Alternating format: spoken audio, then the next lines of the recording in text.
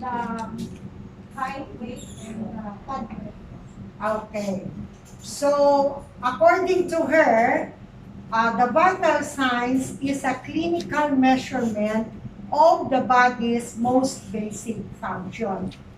So, means to say, most basic, vital, critical, important function of the body. Okay? So, what do we have in our vital signs? As you said, we have 7. So, with that 7, we will start with body temperature, pulse rate, respiratory rate, blood pressure, oxygen saturation, the height, and the weight. So we got 7, right?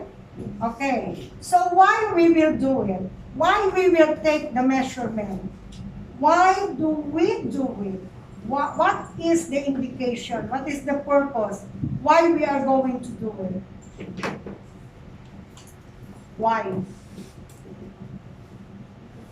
Okay. Okay, what else?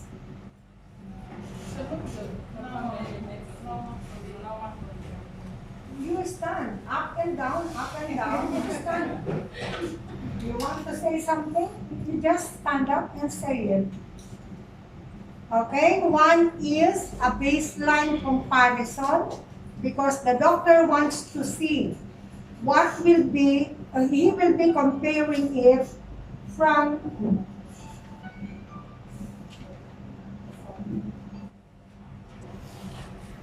okay.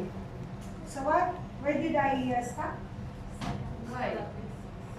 Baseline comparison. Okay. So we are talking about why. Why we do it? Of course, number 1 is to know the normal from the abnormal. But then, we need to know, the doctor needs to know, as he is going to use it as baseline comparison.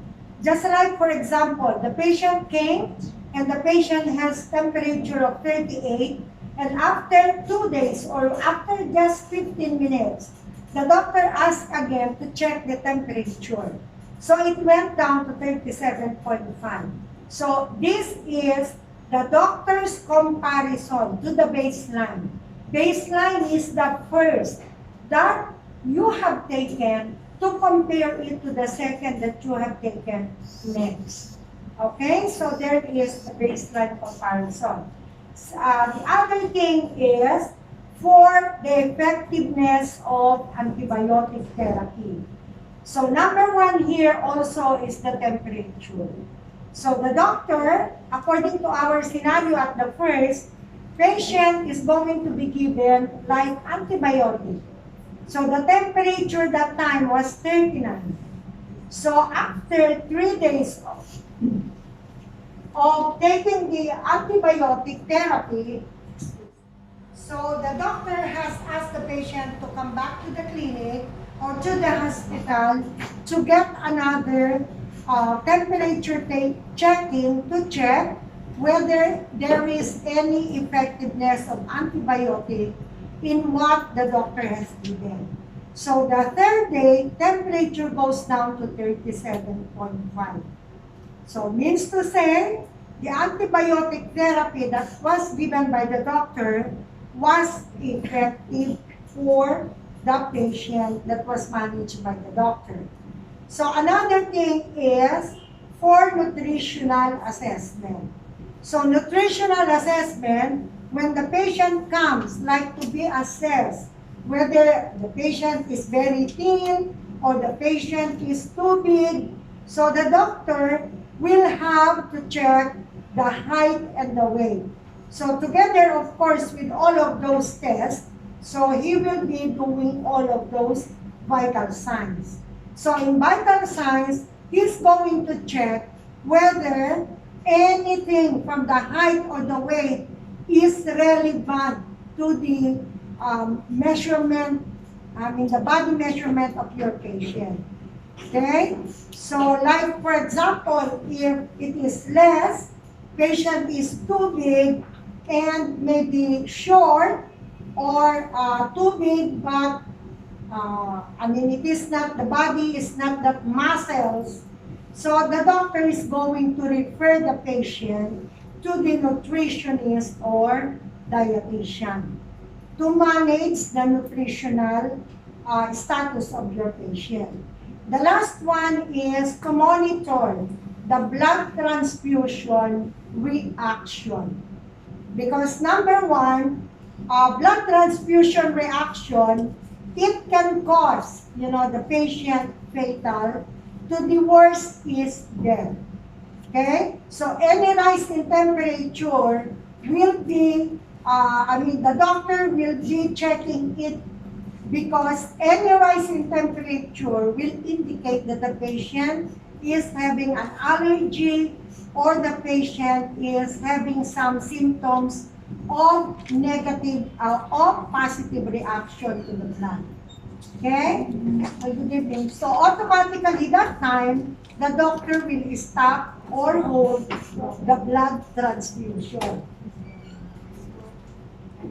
Okay? So those were the whys, why we are going to take our vital signs.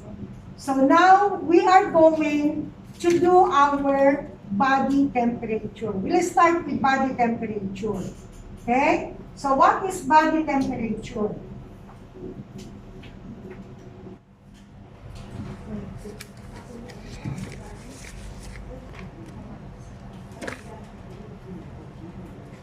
What is body temperature? Body temperature is measurement of the body's heat. Okay, it's the measurement of the body heat. Okay, so we want to measure the body's heat. But body's heat also varies. If you are under the sun, definitely it will be hot. But if you are in a cold weather, in a cold place, it will come down. So it varies, okay? So now, if we are going to take the body temperature, there are 5 ways to take it, to measure it. So what are the 5 ways to measure our body temperature? Yeah?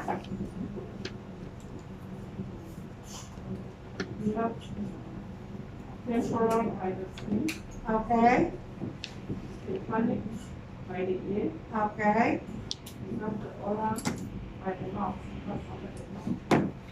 And we have the oxygen, and we have the vector. okay. So there are 5, right? So by the skin, either you take it on the temporal, frontal, or any skin. Second, we have biting panic by the ear. Third is orally, under the tongue, in the mouth, orally. Okay? Axillary, under the armpit. And the last one is by the rectum, by rectum. Okay, there are 5 ways. So taking body temperature and any other procedure, we do our universal protocol. So what are those universal protocol that we need to bear in mind before doing any procedure? Okay, what are those universal protocol? Okay. Hand hygiene or hand sanitizing, cup, collect, arrange, prepare, and sanitize. Check the medical equipment if it is working. Then introduce yourself to the patient. Saying hi, I'm your CNA for today. Then we have to identify the patient through the international identifier, which is NE and the date of birth. Asking. Yeah, if the patient if it is conscious, then we have to ask the name and the date of birth. But if unconscious, then we have to check the armband. If the patient have relatives present in the room, then we can ask the ID or the passport or if the patient is in the hospital, you can ask the medical record number. Then we have to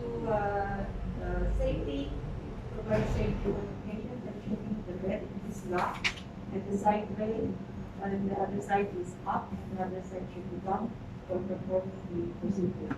And then provide privacy for the patient. If the patient are three in the room, you can draw the party. Or if the patient is alone, then you can lock the door.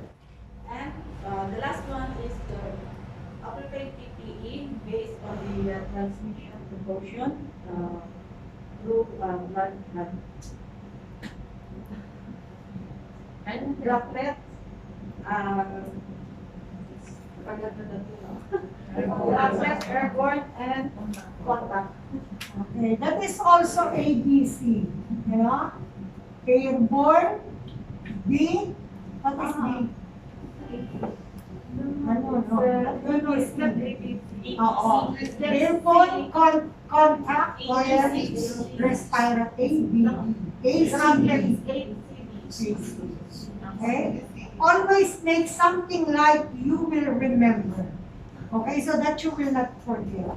Okay, so let's do with our body temperature. So as we said, we have 5 ways. So we will start with first. So nowadays, it is common that everybody you can see using this thermostat. Okay, so it's easy. You can just point it to your patient and then put it on. You wait for the beep because there is a beep. You can check the result from the screen and then take it down or set it aside. Go back to your hand hygiene, back to your patient, document. Document starts documenting with the date, with the time, the temperature reading, and your patient's status or condition. Second, we will go down from up to down. Now let's do with tympanic. Tympanic temperature by the ear, we will be using ear thermostat, okay? Or tympanic thermometer. So tympanic thermometer, you have the ear cup. So this ear cup, you can just take it from the box. So take it from the box. So as we said, all our medical equipment should be disinfected before and after. So after disinfection, check whether this one is working. You do not come to the patient with your equipment not working. Okay? So come to the patient in the most comfortable position. You have to tag the ear. Tag means you have to hear from the tip up, pull it up, okay, to open the canal so that we can insert up to here only. It will not go beyond. Okay? So hold the ear, tag high. Tag, insert, put it on, wait for the beep. Once it beeps, take it out, read and remember, set it aside, and hand hygiene, back to the patient, keep the patient comfortable. Then, disinfect your thing, the ear cup, you can dispose it to the medical waste. Okay? So by pressing it here. Third, we will have our digital thermometer, oral thermometer. You can use with the tip. This is with the tip.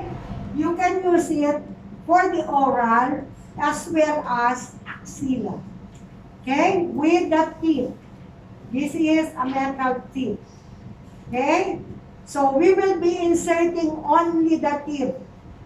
So now this is oral, not to use it to the rectum. Oral, axilla. Okay? So come to the patient. So ma'am, I'm going to hold the patient on the chin to support it. Ma'am, I'm going to insert this one under your tongue. Please open your mouth. Okay? Insert. Put it on. Wait for the beep. Once it beeps, take it out. Read and remember. And set it aside. Hand hygiene. Back to the patient. And keep the patient comfortable the whole. Fourth, so we have axillary. So as we said, oral and axilla, we will use the teeth. Okay, long teeth. So come to the patient. Ma'am, raise up the arm. Okay, insert. You can insert up to half. Insert to the fold, under the fold of the skin. Snug the shoulder. Okay? Snug. Hold your thermometer. Don't leave it. Put it on. Wait for the beep. Once it beep, remove. Ma'am, can I remove it? Put the patient arm down. Read and remember. Set it aside. Hand hygiene. Back to the patient. And keep the patient comfortable. Last one. So we will be using, okay, what we will be preparing is a rectal thermometer. Rectal thermometer is a bulb one, bulb, rounded, okay, not the tip. Bulb, rounded, only for rectal. You don't use it to the mouth or to the axilla. Okay? Rectal, we need gloves, disposable gloves. We need gauze, lubricating gel, and a basin, kidney basin. Whenever you come to do a procedure to your patient, so this will be your friend. Take it with you. You do not just come this one. Come to the patient. Okay? Always bring your kidney basin. So, when we do our rectal procedure or rectal taking of thermometer or any rectal examination, we will keep our patient on a left lateral or it could be Sims position. But left lateral, how to do it? Scoop the shoulder. Let the patient bend the knee, scoop the knee, and turn the patient to the left. Okay? Straight. Back is straight. One leg is straight. One leg, upper leg, bended over the knee. So it should be like this one. Okay? Knee to knee, bended over the knee. So while we are putting the patient on a left lateral position. Okay? Because this point is not this close to the rectum. Okay, because of the position of the small intestine is connected directly to the rectum. So it will be easy to pass any procedure that deals with the colon goes directly to the rectum. Okay? Now patient is on left lateral. Take your gloves. Any procedure that you will be doing rectally, in the mouth, or in a vaginal, or any of those orifice opening, you need to use your gloves.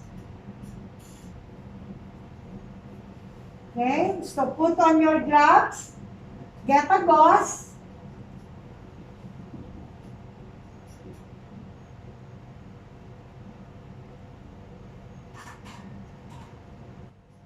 and then keep your, this is my things, huh?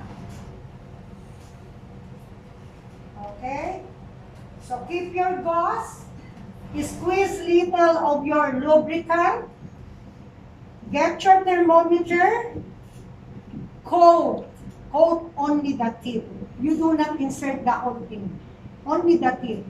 The tip touches the skin and that contacts with the sensor. Okay, coat, pinch the buttocks, insert, put it on, wait for the beep. Once it beeps, take it out, read and remember to the receptacle, get a gauze or wipes, whatever is there available. So clean in, circular out. You do not clean like this. Clean, circular out, receptacle, another, clean, in, circular, out, receptacle. So patient now is clean. So take out all your things, wash and disinfect, to the medical, the things to the medical. Take off your glove in the middle.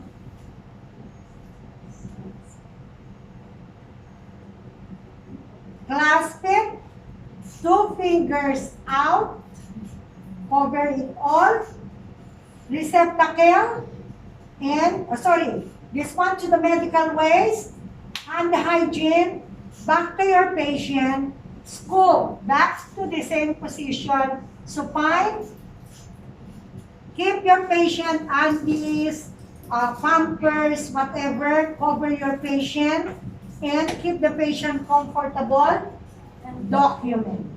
In documentation, you have to document the position of the patient, the reading of your temperature reading, what was the condition of the patient, and of course, time, date, and time. Okay? If your patient is baby, so you can just ask the mother to just hold the baby like this on the lap. Okay? Take off everything, pampers, everything, and same way, get your glove with your gauze, your lubricating gel, thermometer, coat, same way. If this is mother, so me, the same. Pinch, insert, so on. Wait for the beep. Once it beeps, out, read and remember, set it aside, get the cabin, get any of the gauze or any wipes, insert, in, circular out, receptacle, same, circular out, receptacle till the baby is clean and dry. Okay? So if pediatric is more than around 3, 4, 5, so keep them in a knee chest position. Okay? So you have to hold them, mother should hold the baby, and same way, same procedure. Gloves, lubricant, insert, on, wait for the beep, take it out, with receptacle, set it aside, and what? What else? Remove your gloves. Out your gloves, hand hygiene, back to your patient, and same. Okay? Scoop, scoop, scoop. Easy, right? Okay, so those are the 5 ways how we can take our body temperature.